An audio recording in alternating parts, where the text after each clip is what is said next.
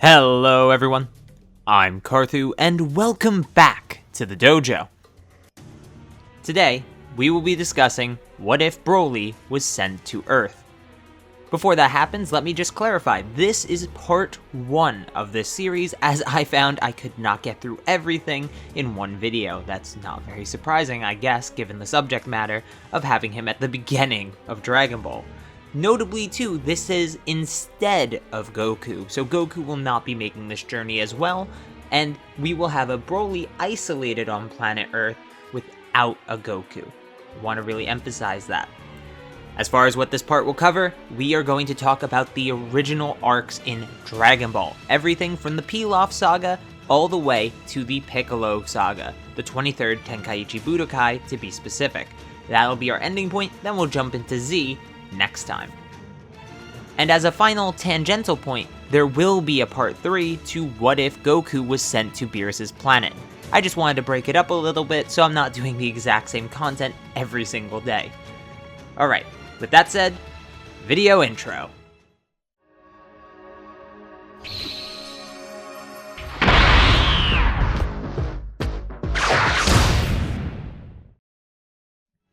To start this what if off, we actually need to establish how BROLY gets to Earth instead of, say, Vampa. In this case, Paragus is able to actually change the course of BROLY's ship before it leaves. This is because he's actually aware of what's going on, he knows how powerful his son is, and he's putting 2 and 2 together, similar to what Bardock does with Frieza and Minus. By doing this, Paragus has labeled himself a traitor to King Vegeta, and he is executed for his crimes. The loyal soldiers of King Vegeta ask if he wants them to go track down BROLY, but he says to let BROLY be. Earth isn't worth much, so it's not like we'll go visit there sometime. He'll still be exiled, and we'll be just fine. He wasn't planning on killing BROLY directly, exiling him was just going to be a slower version of death. So, BROLY lands on Earth, but mind you, this would be 5 years prior to when Goku does in canon, because BROLY is 5 years older. This makes BROLY 17 at the start of Dragon Ball instead of Goku's 12. BROLY, at 2, is found by Grandpa Gohan. BROLY hits his head, and Grandpa Gohan still dies to BROLY, in his Ozaru form, of course. BROLY doesn't destroy the planet, but does deal a large amount of damage to the surrounding area.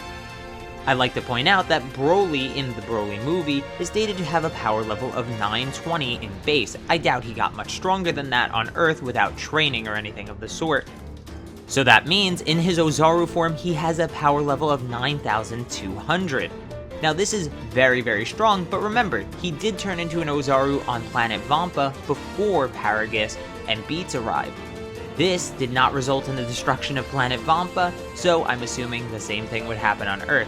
Possibly Vampa even has longer nights, and we don't actually know how long BROLY actually spent on the planet. Before Paragus and Beats arrive, of course. So now we're at the point where Goku should be arriving, right? And like I said in the prologue, he does not. You see, Goku never arrives on Earth due to our second change in this what if. And this will be the second change that affects everything else going forward. Gine convinces Bardock that he's crazy and to not send Goku away, there's no reason to, he's just losing his mind. This does convince Bardock, and it does also mean that they all die together on planet Vegeta. That is extremely sad, so let's move on. Bulma discovers the 17-year-old BROLY, I'd like to point out he's not fully grown yet, in age 749, as she does in the original. Very similar to the fur of Ba's ear, BROLY keeps the Dragon Ball and the Power Pole as mementos to remember his Grandpa Gohan, who passed away unfortunately. His inherently kind nature, as we see in the BROLY movie, and his bumped head making him even more trusting, allows him to join Bulma with little to no convincing required on her quest to collect the Dragon Balls. Now, BROLY does save Turtle, and he does receive the Flying Nimbus. A funny extra point, I guess, would be that Bulma most likely still has her panties on when she flashes Roshi, so he doesn't get as good a show as he did the first time. This also leads to Roshi finding out that Grandpa Gohan is, well, BROLY's grandpa. And so Roshi tells Broly that he was once the mentor of his grandpa. This makes Broly extremely happy. He loves to find out that this is a person who is connected to the person he loved.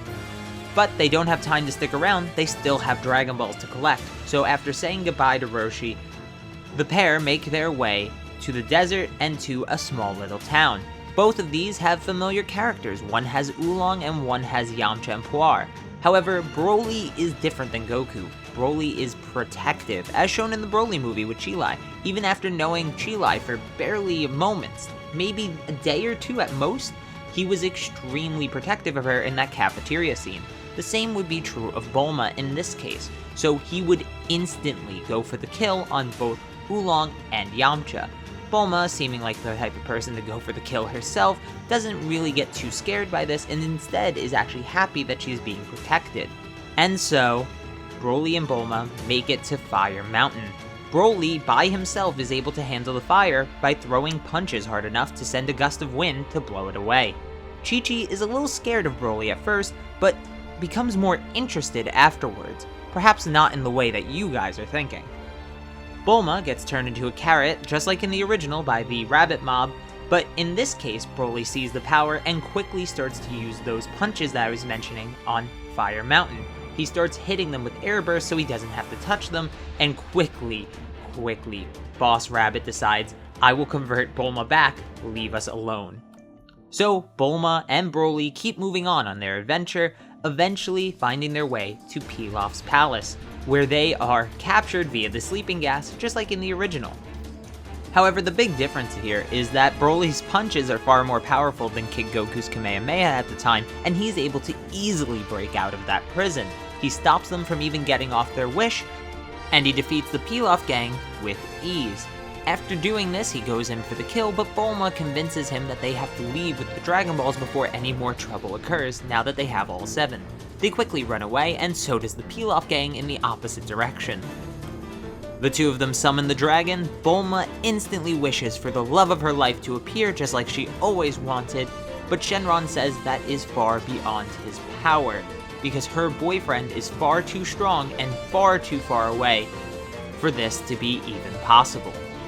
Innocently enough, Broly actually asks for the 4-star Dragon Ball back, but Shenron says he cannot perform that wish either because the Dragon Balls must scatter after the wish is made. And so, Bulma, frustrated, throwing a fit, she wishes to go home. That's it, I'm done here. And so, Bulma is sent home.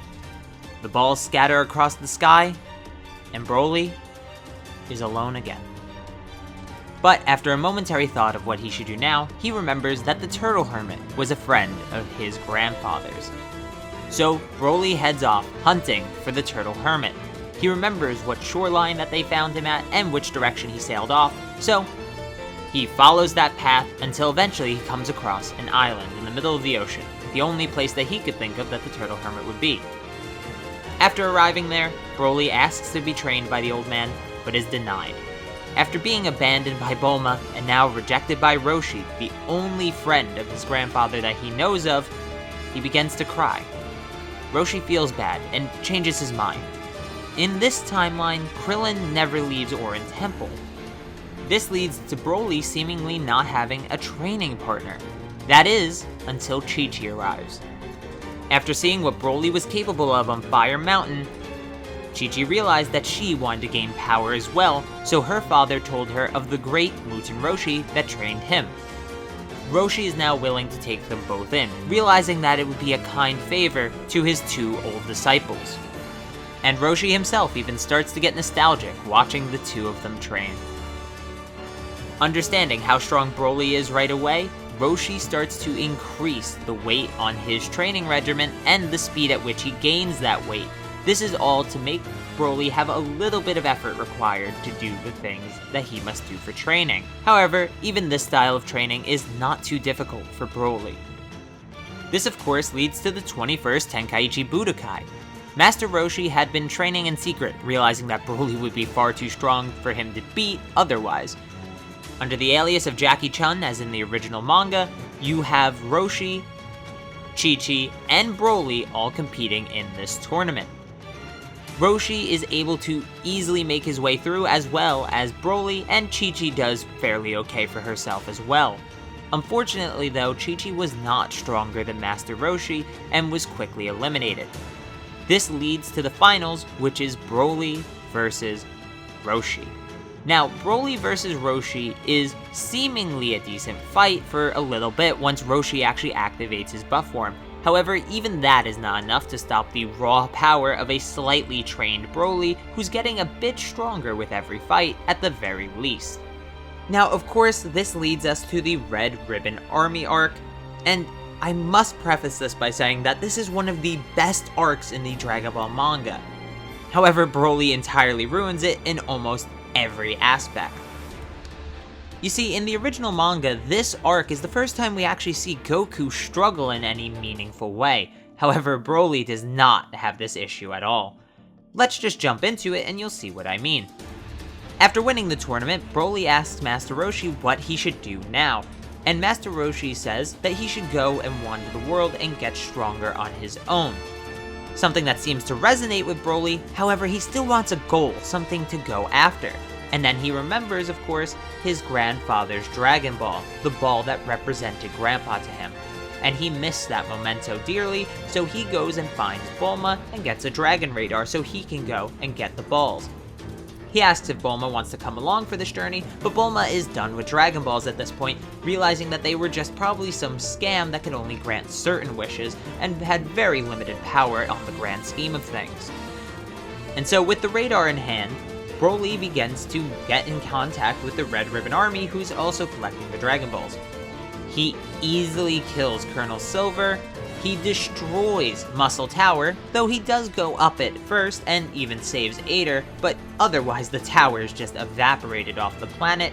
General Blue, his telekinesis doesn't even do anything because it's just raw overpowered by BROLY, similar to the way BROLY raw overpowered the Godbind in the Dragon Ball Super Broly movie. You then have Tao Pai Pai, who, instead of needing training and to be healed after fighting, like Goku did, well, BROLY just wins because he's way stronger than Tao Pai Pai. And, you know, to be honest, Roshi is even well stronger than Tao Pai Pai at this point. You then have Commander Red, who is still killed by Officer Black, but Officer Black easily is killed by BROLY, even in that fancy mecha whatever suit that he wears. In the same arc, we have the Fortune Teller Baba tournament. Now, BROLY takes on each champion by himself with no allies and is able to defeat each and every one with complete and utter ease. We do still get that heartfelt scene between Grandpa Gohan and BROLY in this case instead of Goku, and that nice reunion really happens. But with no Roshi around to actually inspire BROLY to do something in terms of tournaments, Grandpa Gohan is the one who tells BROLY to continue wandering the world and training, so that way he can be strong enough to face any threat that comes after him. And so, he prepares for the next Tenkaichi Budokai. There is of course a 3-year time skip at this point into the Ten Shinhan saga. BROLY arrives at this tournament fully grown because of course he's 20 years old and Goku was nearly fully grown at 18. Figure 20 years old is about the time they get to their full size. BROLY easily wins the tournament once again, and even beats Ten Shinhan so badly that he wanders the earth afterwards looking for new ways to gain power, trying to go outside those traditional means. BROLY, Roshi, and Chi-Chi do meet up after the tournament, and they're going to celebrate, but of course, BROLY left his stuff behind, all 7 Dragon Balls actually, because remember, BROLY did not make a wish last arc, he just collected all 7, because he was still looking for the 4-star. Chi-Chi, of course, volunteers to go get BROLY's stuff for him, only to find Tambourine waiting there, with the Dragon Balls in hand, and Tambourine looks at the list, looks at the girl in front of him, and kills her. Chi-Chi is dead at the hands of Tambourine. After Chi-Chi hadn't come back in a while, and BROLY being overprotective as he is, he rushes towards the tournament grounds, and finds Chi-Chi's dead body lying on the ground. Enraged more than he's ever been, his eyes turn yellow, his hair raises, and BROLY rushes after the Dragon Balls on the radar that he still has. Subconsciously, he had learned to fly from seeing Ten Shinhan and Chaozu do it, but he has no time to think about his new technique. He's on a mission to get revenge. Piccolo Daimao, by the time Broly arrives, has completed his wish, and while he is scared of the power he's sensing coming off Broly, he is confident that he could beat the young Saiyan. However, this was a pure miscalculation on his part, as Broly is quickly able to dismantle King Piccolo and also give a final blow by punching through his stomach. A different kind of an Ozaru punch in this case, a controlled Ozaru punch. King Piccolo is of course still able to spit up an egg before dying, and Broly is still upset that he couldn't protect Chi-Chi, so upset actually that he goes into isolation. Almost 3 years pass, and Broly receives a telekinetic message from none other than Kami. The message was telling Broly that not only should he enter the Tenkaichi Budokai, but that Chi-Chi was alive and well because she was revived with the Dragon Balls. Master Roshi had put time and effort into not only getting the dragon revived, but also getting Chi-Chi revived and gathering the balls again. Kami also warned of a threat similar to Piccolo being present at the Tenkaichi Budokai that he needed Broly's help to get rid of. And so, Broly agreed. Broly arrives at the tournament and another heartfelt reunion happens between Broly, Chi-Chi, and Roshi. And even Bulma's there because she helped Roshi find the Dragon Balls, so she's sticking around. Off in the corner though is a green man, someone that is radiating an energy that Broly's never felt before. Actually, feeling his energy surprised Broly even more. Instinctively, just by sitting, meditating, and being calm in isolation for 3 years, he had learned to sense the world around him in a different way. He had learned to sense ki. And so, the preliminaries happen, of course all 4 of them get in, and Broly gets to fight Chi-Chi in the tournament. But this Chi-Chi is not like the Chi-Chi he had once faced. She is tremendously strong, having trained with a specific goal in mind, to surpass Broly.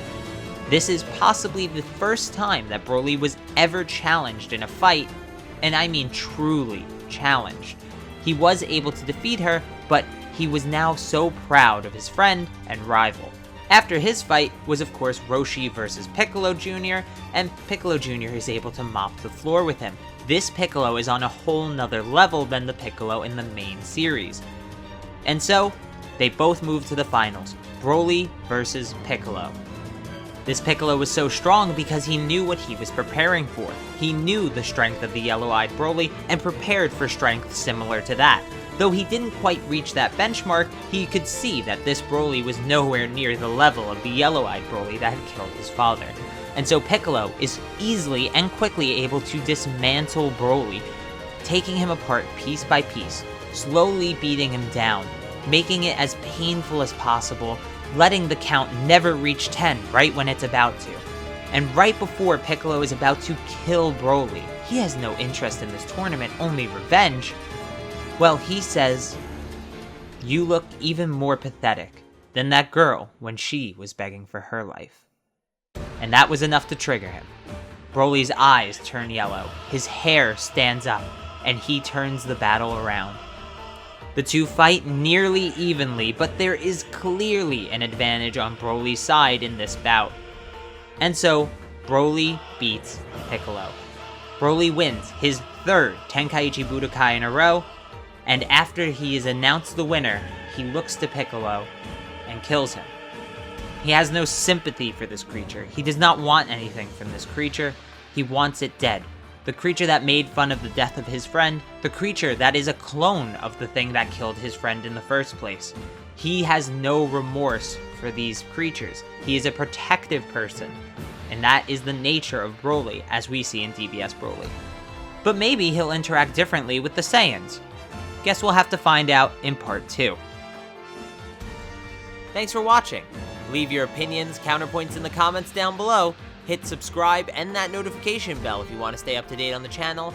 Check out the Patreon and the t-shirt if you really want to support me. And don't forget to click those 2 videos above to go see some other great content on the channel. See ya!